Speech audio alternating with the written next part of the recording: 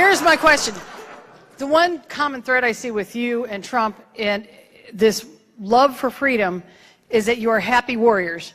And we need to get more of that out. And I think it comes with understanding that we have a God-given right to our free will.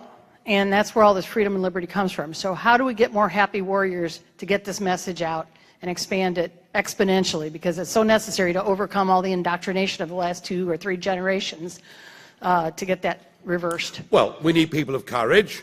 We need people of conviction. But we also have to face up to a problem. And there is a problem in the UK, and I think I identify it almost exactly in the USA, and it's this.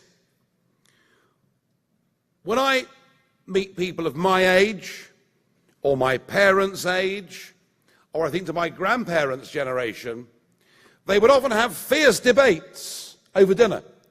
They would disagree. They would argue like crazy. They would say terrible things to each other. But you know what?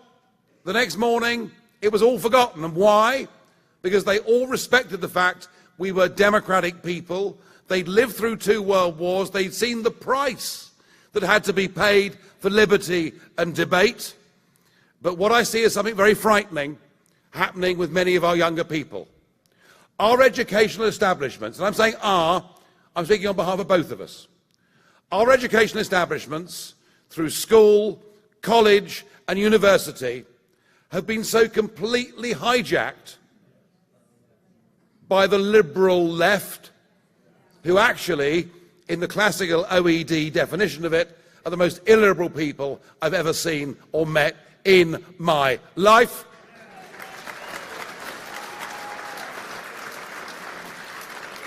And they have bred amongst our younger people not just to be indoctrinated to one point of view, but to think the other point of view is unacceptable, should be protested against, and even should be banned. It is horrifying, horrifying. There are thousands of people on the streets of London tonight protesting against Donald J. Trump even visiting the United Kingdom. This young generation who scream words like fascist have actually themselves become the fascists. And I think,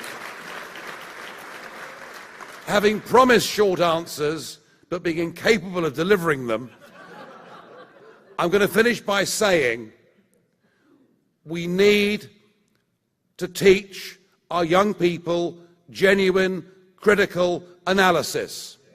To teach them, whatever their view is, somebody else may have an opposing view, but a view that is equally valid as far as their mind lets them see the problem. I think our countries and the West need fundamental root and branch reform of an education system that has gone desperately, desperately wrong.